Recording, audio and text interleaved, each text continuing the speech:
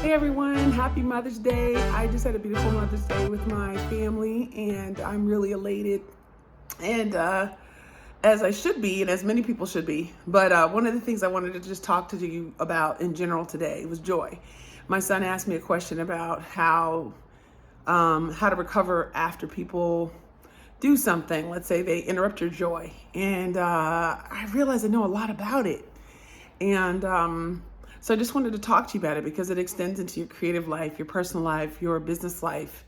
Being a person of faith, I believe that joy is self-generated. It's like more of a battery than an outlet. You don't need a plug for it. You don't need to go to anyone to get it. The people that come in and out of your day can help bring some joy, but joy is something that you're responsible for, that you take with you, that you generate, that you pursue. And so I was telling him that I said, every single day I actively get up and I look for joy. Like it's my default setting. Like the sun comes up and I'm looking for joy. Like I believe that I have a new opportunity that day to have a phenomenal day. I have a new opportunity that day to start over. I have a new opportunity to do something new, to change a habit or be better than I was days, weeks, and months before. So I'm happy about it, and even in the days that I like normal, like everybody else, I feel down or get depressed or really discouraged. So I give myself the time to kind of mourn that, to get into that, get into the feeling, be honest with it.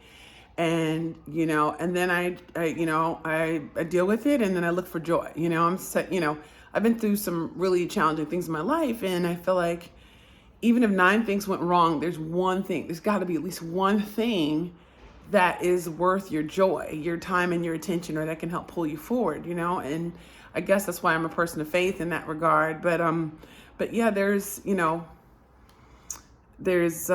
sorrow does last for the night and joy does come in the morning. Sometimes that morning is many mornings away, or months away. But it's also something that you pursue. I look for it in paint. I look for it in clothing. I look for it in artwork and in relationships, not because those things give it to me, but because I see it and I can choose to experience and appreciate it. It opens up a whole world for me. Being an entrepreneur is very hard as well, but sometimes you just get joy from, even though the work is hard, just collaborating with your teams or, just, seeing someone smile or making, it's above a goal. It's like operating in purpose, right? You feel like you're in your purpose.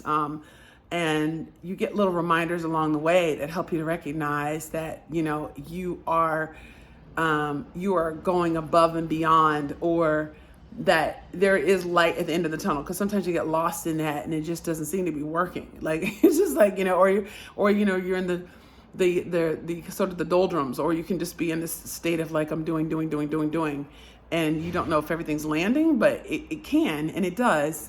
But most importantly, I always feel that no matter what industry you're in, we're really in the people business. And as a filmmaker, we're in the business of telling and selling stories about people, but also the people that we work with. How do we serve them?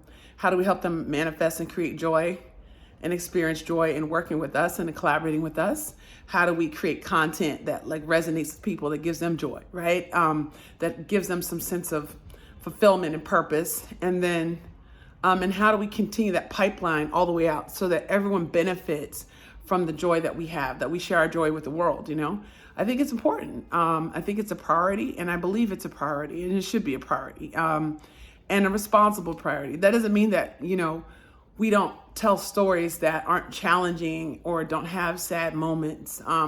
But there's so many ways of delivering joy in terms of, even with the writer's strike now, like profit, participation, and fairness, and, inequality, right? The way that we look at people, the way that we look at the world, the way that we interact and show up in the world and help other people to show up in the world in those ways and in the ways that they tell stories. It's awesome.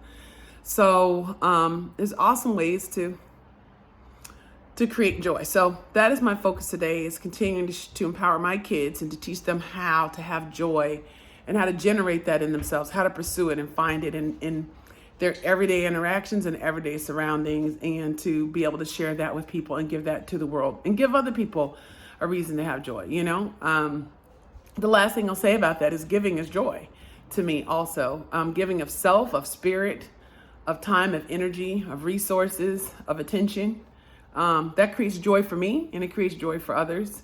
And we, when we connect with human beings, joy is sure to abound. So that is all that I wanted to say for now. I'm sure I could write a book on joy, because I've had a lot of sorrow, so I know what joy is in comparison to that too. So yeah, that's it.